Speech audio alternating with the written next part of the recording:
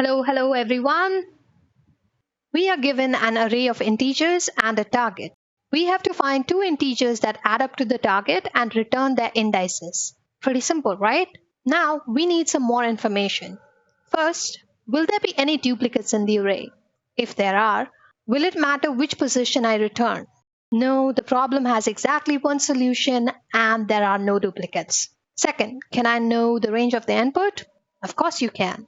And point to be noted, as it will have one solution, there will be at least two elements present and the maximum number of elements in the array is going to be 10,000. Now let's look at the approach.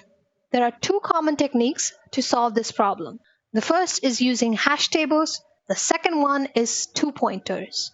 But I will cover that technique in some other video. Hash tables in Python are commonly dictionaries.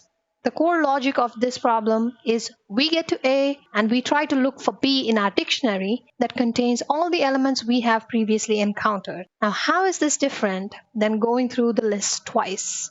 Dictionaries can have O of 1 lookup times, which make them extremely fast. Now, since we have exactly one matching value and we don't have to worry about other cases, this is the output we get, 0 and 1.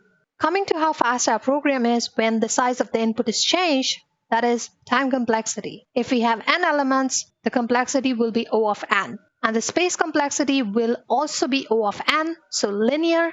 And that was it for the code. Before I leave, I have an additional question. How do you think we would approach the problem if more than one solution was allowed? Please let me know in the comments below, and if you like my video, please subscribe to my channel, and I will see you next time with a more interesting problem.